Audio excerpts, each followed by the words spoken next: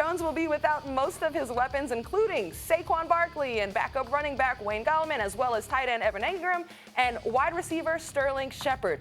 Whew, that's a mouthful of people who are out. What can Jones possibly prove tonight against New England? Stephen A.?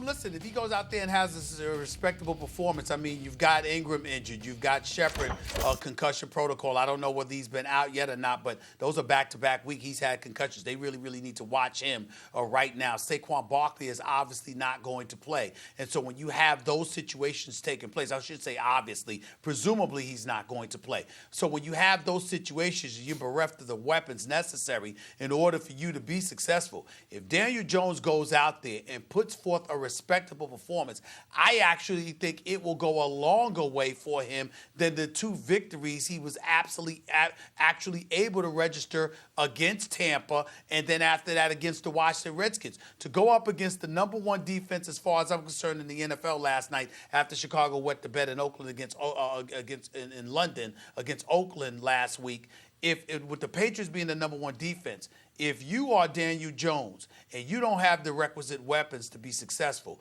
and you go out there and manage to put forth a respectable performance in spite of that, I think that's going to say a lot about him, and that's going to elevate his cachet in a lot of people's eyes, even more so than we already anticipate. Listen to me very carefully.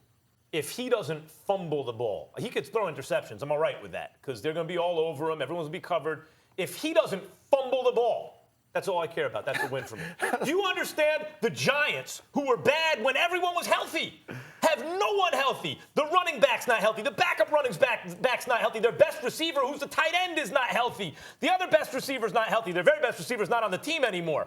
Their linebacking core, their best linebackers, gone. They can't cover anyone down the field. And they're going up against Bill Belichick at Foxborough on a short week?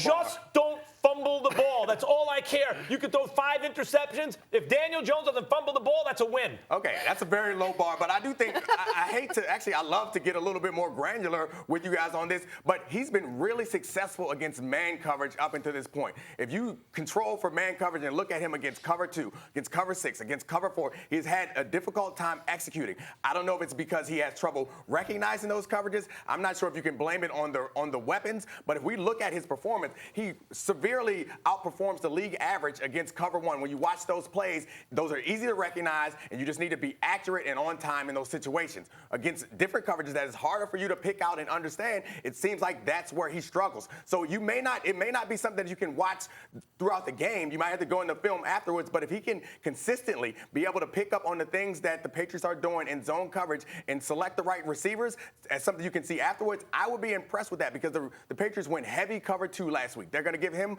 a heavy dose of it also because they don't need to stop the run. There's no imposing offensive line or running back to stop. They're going to give him all types of cover 2 and confusing coverages. If 5 to 10 times he can recognize those coverages, select the right receiver, I don't even care if he gets rid of the ball. That would make me happy because right now he's a cover 1 killer, and you're not going to get lucky enough to get cover 1 every game for the rest of your career. Nerd. Thanks for watching ESPN on YouTube. For more sports highlights and analysis, be sure to download the ESPN app. And for live streaming sports and premium content, subscribe to ESPN+.